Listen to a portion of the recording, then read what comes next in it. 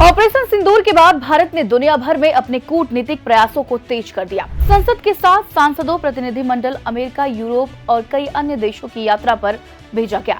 इसमें Shashi Tharoor Congress, Kanimozhi Karunanidhi DMK, Rakesh Sinha BJP जैसे नेता शामिल थे। सवाल कि क्या मिला इससे? क्या भारत कूटनीति की राजनीति में कामयाब रहा या फिर बस सब हवा हवाई था? राजनीतिक पंडित इसे काफी हद तक सफल बता रहे हैं। जैसे सबसे पहले राजनयिक दायरा बढ़ाया। अमेरिकी स्टेट डिपार्टमेंट और कांग्रेस के सदस्यों से हुई मुलाकातों में भारत के एंटी टेररिज्म स्टैंड को समर्थन मिला। यूरोपीय देशों में भारत ने पाकिस्तान प्रायोजित आतंकवाद के सबूतों सहित अपनी बात रखी। पहली बार भारत ने एक ऑल पार्टी डेलीगेशन को इस तरह वैश्विक मंचों पर भेजा, जिससे विदेशों में एकता का स्पष्ट संदेश गया। नरेंद्र मोदी सरकार की ये रणनीति रही कि भारत सिर्फ पीड़ित न बने, बल्कि प्रोटेक्टिव होकर आतंकवाद के खिलाफ अंतर्राष्ट्रीय दबाव बनाए। दूसरा फायदा, वैश्विक समर्थन मिला। शशि थरूर ने अमेरिकी अफसरों से मुलाकात के बाद बयान दिया कि the US stands firmly with India in its fight against terrorism. America, France, Spain, रूस जैसे देशों ने भारत की चिंता को गंभीरता से लिया।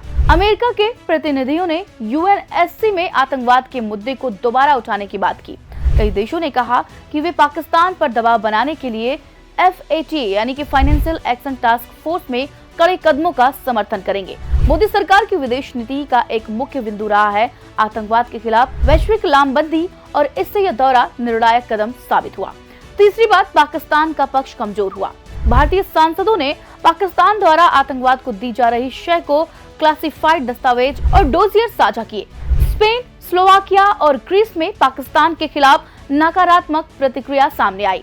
मीडिया में पाकिस्तान को एक टेरर सेफ हेवन के रूप में पेश किया गया। भारत ने पीओके से लॉन्च हुए आतंकी कैंप्स के सैटेलाइट इमेज और इंटरसेप्ट पेश किए। यह रणनीति मोदी सरकार की उस नीति से जुड़ी है जिसमें कहा गया कि दुनिया को बताइए कि पाकिस्तान सिर्फ हमारा नहीं, वैश्विक शांति के लिए भी खतरा है।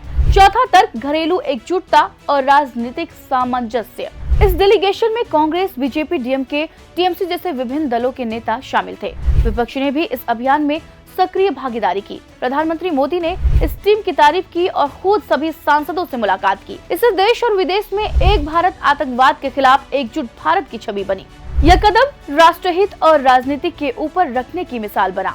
मोदी सरकार ने इस द्विदलीय यानी कि बाइपार्टिसन मॉडल को सशक्त किया। कुल मिलाकर ऑपरेशन सिंदूर के तहत 7 सांसदों का यह दौरा सिर्फ एक डिप्लोमेटिक पहल नहीं था, बल्कि भारत की एकजुटता, मजबूत विदेश नीति और आतंकवाद के खिलाफ सख्त रवैया का प्रतीक भी बना। मोदी सरकार ने यह साफ कर दिया है कि अब भारत चुप नहीं बैठेगा।